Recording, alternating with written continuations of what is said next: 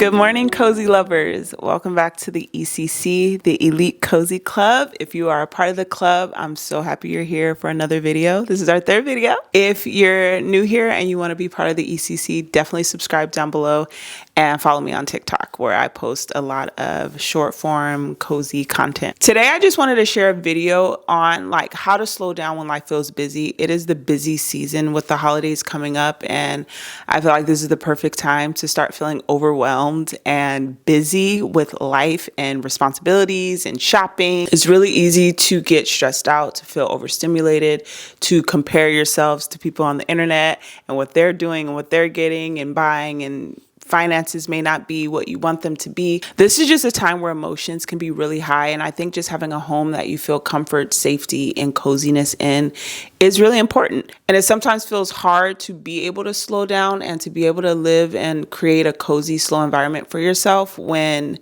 life feels busy. So I just wanted to share some practical tips on how I slow down. Slowing down and creating an environment that helps you to slow down is very intentional. It doesn't just happen. And so I just want to bring you guys along for just some things that I do. We're going to get started right into this video. If you have tips on how you slow down when life feels busy, definitely leave them down in the comments below. It'll be great for all of us to just gain some insight on things we can add to our routine to help our minds and bodies relax. First things first is environment. It is basically impossible for me to feel slowed down, for my brain to feel clutter free if my space is cluttered. I think that goes for most people, whether they realize it or not.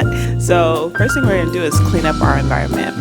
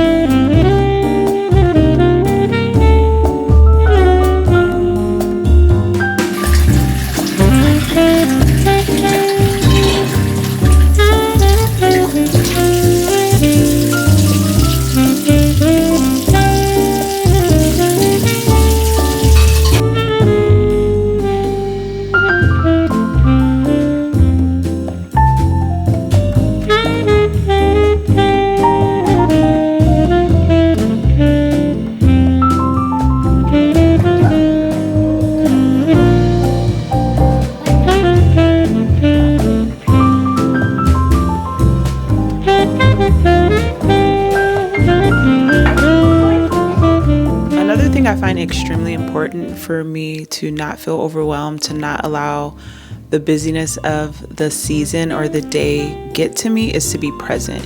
Being present for me really has to do with where I am mentally, mentally being in the task that I'm doing. The moment I start thinking about a to-do list and what I need to do next, and oh my gosh, I need to do this too, I forgot I have to do this. Once my brain starts going to those places, I start getting overstimulated and overwhelmed. It makes me start rushing, or it makes me irritable. And I have family that live with me, and I hate to feel like I'm taking my frustrations out on them because I'm busy. Busyness can really mess up your mood and attitude so quickly. As a stay-at-home mom, a wife, a homemaker, a homeschool mom, a content creator, my days are busy, and I can find myself getting overwhelmed and frustrated with the little things that slow me up. That is not the kind of mother or wife I want to be, where I am pushing things to the side because I feel rushed. So not putting the burden of a list on my brain when I'm trying to do one thing. I can only do one thing at a time. So I just enjoy that thing. That one thing I'm doing, I take care of it, I focus on it, I'm present with it. I try to find thankfulness for whatever is happening within that task, and then we move on to the next thing. Stressing about what we need to do does not help us to do it faster. The more I stress about what I need to do, the more likely I am to not finish those tasks, because I'm now rushing through them, and with that comes mistakes. Now I dropped a glass and broke it, and now I have to stop and clean that up, or whatever the case may be. And even just with my mind getting jumbled, it's easier to forget what I actually need to do in the first place. I do not want my life to be filled with rush, with frustration, with feeling like there's never enough time, because at the end of the day, there aren't very many days that we don't have a to-do list. So are we going to just live our lives based on a to-do list? I don't want to do it. That is my next practical tip, to just be present with what you're doing. You can only move on to the next thing once you finish the thing you're doing. So there's no need to start thinking ahead and getting yourself overwhelmed when you're not even there yet. The most important thing for me is starting my morning off in the Word. If I've spent time in the Word first thing in the morning, not only have I already created a spirit of gratitude and gratefulness and just peace, that also means I woke up before my family and I'm in the perfect headspace to be able to tackle the day ahead.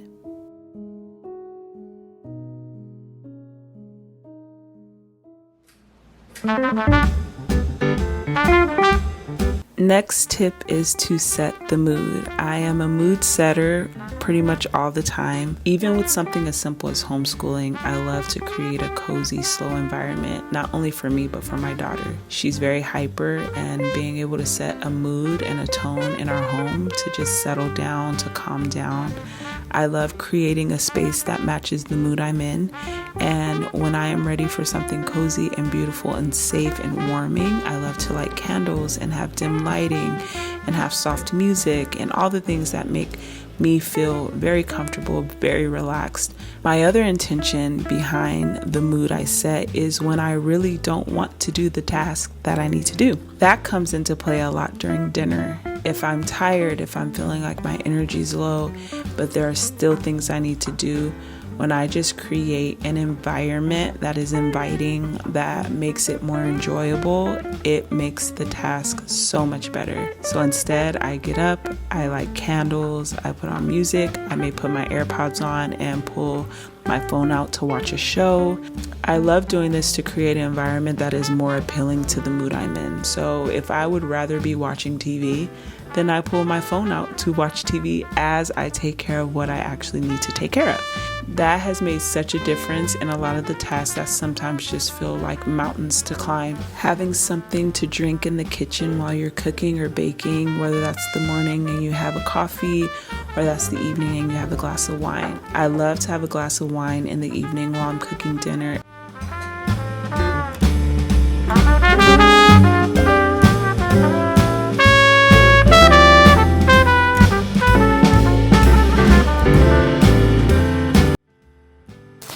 Hey Siri, play Hillsong United. Now playing Hillsong United.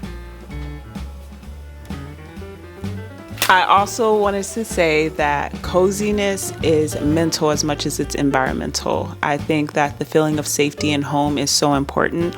That is why I'm passionate about cozy/slow living. I think when you have a family, especially a place that your family feels safe, that they feel at home in, they feel comfortable, they feel that they can be themselves, let go of the outside world, the outside stresses, I think is such a beautiful thing. And I feel truly, truly so blessed to be able to provide that for my family.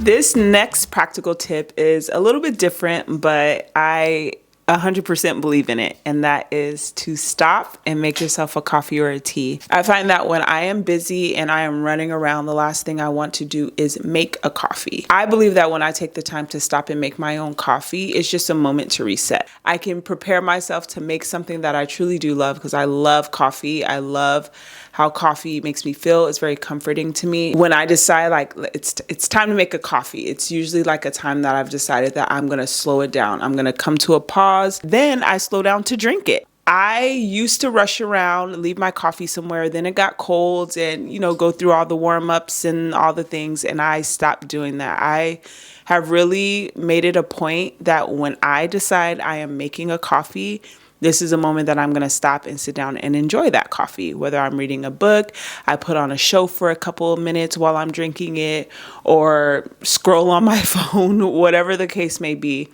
It's a moment of like refresh. I kind of give myself a little break, and I think breaks are very important for you physically and mentally. That's what we're about to do right now. I'm really looking forward to it. We're going to make a latte, and I'm going to enjoy every moment of it. And we can't forget the joy of picking out a mug that comes with making a coffee or tea.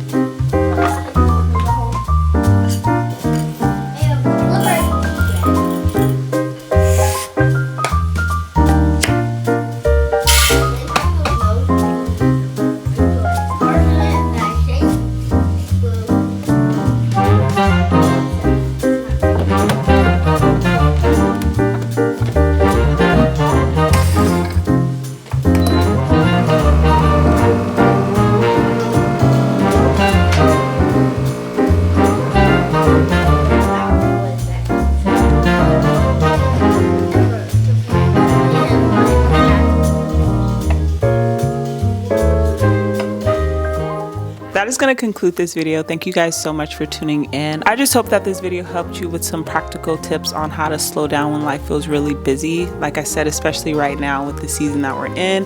I hope you guys are starting off your December beautifully. I'm really looking forward to this season of cozy and slow and like just embracing the coolness and being home and family time and all the things that come along with that. I want to end this by reminding you of one last tip, and that is to give yourself grace. I know we hear that a lot, but literally in ways that will help you to slow down, to not feel overwhelmed, overstimulated. Let go of those preconceived notions of what you should be or what you should be doing. I'm so passionate about health and feeding my family and making sure that they're eating well, but sometimes if I'm tired and overwhelmed and it's busy, we throw a hot dog in the air fryer instead of me making a dinner. So anything that helps you to slow down, don't feel guilty in it.